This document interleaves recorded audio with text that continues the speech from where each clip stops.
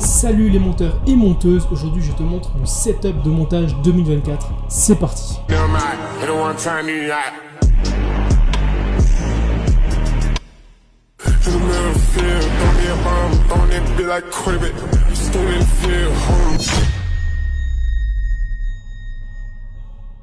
Je filme en facecam aujourd'hui, mais t'inquiète pas, pour illustrer mes propos, j'ai tourné quelques clips sympas que je mettrai en même temps que je parle d'un élément ou d'un autre par exemple. Si jamais il y a un élément qui t'intéresse, je mets toutes les références en description. Ce sont des liens affiliés, donc si tu veux soutenir la chaîne, n'hésite pas. Le tout premier élément de ce setup de montage, c'est tout autre que les disques durs. Si tu es monteur, c'est vraiment indispensable d'avoir du stockage. Généralement, les disques internes ne contiennent pas assez de stockage. On est vite limité à du 1 Tera ou alors il faut dépenser une blinde pour un plus. Donc il y en a pas mal qui investissent dans des disques durs externes. C'est mon cas à moi, j'en ai 3 des disques durs externes. Pour commencer, ce sont mes tout premiers, c'est des disques durs Toshiba de 1 Tera. J'en ai 2, c'est des SSD, donc ils fonctionnent très bien. Après, c'est vrai que 1 Tera c'est vite limité quand tu fais du montage. Surtout quand tu fais des grosses prods.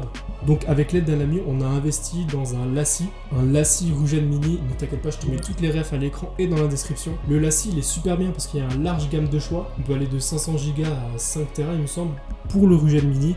Après, il y a d'autres refs, je ne me suis pas trop renseigné là-dessus. Et en plus de ça, il est protégé avec un caoutchouc autour qui est orange pour garder tes données en sécurité. Je pense que c'est un bon investissement. Celui-là, il coûte 170 balles pour 4 Tera. Et les petits et Toshiba, c'est 58 unités pour 1 Tera aussi, je crois. Ensuite, on passe sur l'essentiel, c'est évidemment l'ordinateur. Perso, je suis team Mac, j'étais aussi sous Windows, mais franchement, je préfère Mac pour le montage vidéo simplement. Donc moi, je suis équipé du MacBook Pro avec la puce M1 de 2020 avec la touch bar et tout, c'est super stylé. Il est en 13 pouces et il y a 8 Go de RAM dessus, avec 256 Go de stockage interne. Donc effectivement, moi, ça me suffit pas pour le montage. C'est pour ça que j'ai les disques durs externes. Ça fait plus de 3 ans que je l'ai, j'ai aucun regret là-dessus, il fait largement son taf, c'est largement fluide, etc. Par contre, pour les grosses productions du 30-40 minutes sur des grosses vidéos YouTube en 4K, ça commence à être vraiment limite. Et par contre, si par exemple tu fais que des shorts, c'est largement suffisant, il n'y a pas besoin de plus. Pour cet ordi là, je l'ai acheté au prix fort à sa sortie. Il était à 1300-1400, mais je l'ai payé avec une réduction étudiante, donc je l'ai payé 1100 il me semble. Ensuite, au niveau de l'écran, c'est un Koryu 24 pouces Full HD en 165 Hz. Honnêtement, c'est pas le meilleur, mais moi tout ce que je voulais, c'est un plus grand écran que mes anciens. Et en incurvé, franchement, c'est vachement agréable. Au moins, j'ai assez d'espace pour ma timeline pour faire du montage vidéo. C'est tout ce que je voulais. Il y a de bien meilleurs écrans, mais celui-là, il me va largement. Et franchement, j'en suis satisfait. Pour le prix, il a coûté 130 €, il me semble. Et derrière, j'ai un support écran qui, normalement, est un support pour faire un double écran. J'ai pas 2 écrans pour la simple et bonne raison que le MacBook Pro ne supporte pas 2 écrans externes. Donc, c'est pour ça que j'en ai mis qu'un seul. Pour le support, il faut compter 60 balles sur Amazon. Au niveau des haut-parleurs, c'est une des meilleures affaires que j'ai pu faire. Je les ai trouvés en occasion. C'est des Hercule XPS DJ Monitor. Ils sont sur leurs supports qui sont inclinés et réglés à l'auteur de mes oreilles pour bien corriger les fautes de son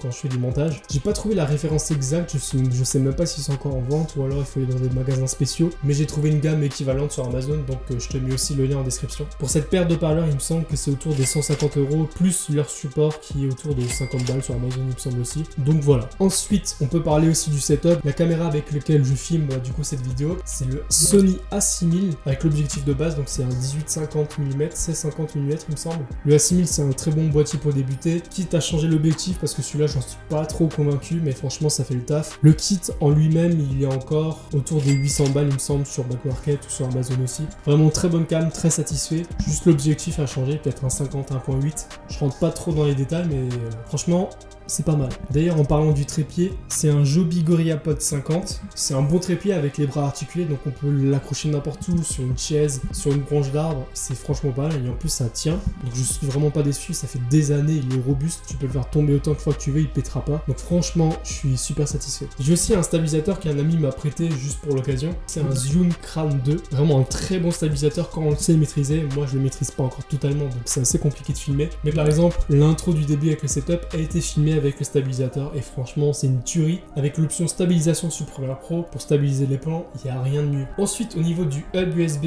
pourquoi un hub USB? Tout simplement parce que sur le MacBook Pro M1 on n'a que de l'USB type C, donc sur un port il faut brancher absolument un hub si vous branchez des disques durs externes, etc.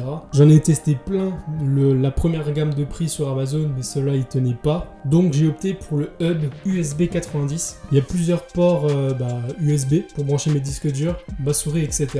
On a aussi de la micro SD, on a de l'HDMI, on a du VGA il me semble aussi. Donc parmi ce hub et parmi tous ceux que j'ai testé, c'est vraiment le meilleur. Avec lui il n'y a pas de bug, c'est vraiment fluide, c'est excellent. Au niveau du bureau, il n'y a rien d'exceptionnel, il y a juste une planche noire que j'ai chopée à Ikea pour 40 balles je crois, et 2 trépieds à un magasin de bricolage à 5 € de l'unité, ça fait largement le taf. Au niveau de la souris et du tapis de souris, il n'y a rien de fou. Le tapis de souris c'est du Action à 2 €, même pas. Il m'en fallait un pour dépanner absolument, j'ai pris celui-là et franchement il fait le taf. Et au niveau de la souris, c'est un kit souris clavier que j'ai chopé sur Amazon aussi. C'est des Logitech il me semble, moi je chope juste la souris, parce que souris plus clavier, l'ordi il capte pas trop. Et dernier élément du setup, c'est le casque JBL 400 BT il me semble. C'est vraiment un casque que j'utilise vraiment tous les jours, je le porte à l'entraînement, je le porte pour faire mes rendus, pour entendre s'il y a de la saturation sur les vidéos, etc. C'est franchement un bon casque, il a plus de 6 ans, il tient encore, même s'il est délavé j'avoue, mais je crois qu'on peut changer les oreillettes, donc ça c'est pas mal. Il me semble que j'ai rien oublié dans ce setup. Si un élément t'intéresse, je le répète, tout est dans la description, c'est des liens affiliés si tu veux soutenir la chaîne. N'hésite pas à liker, à poser un commentaire si tu as la moindre question sur un élément de cette vidéo. N'oublie pas de t'abonner pour ne pas oublier les prochaines vidéos, il y a du gros lourd qui arrive, j'y travaille, et franchement je suis sûr que ça va te plaire. Nous on se dit à la prochaine, ciao.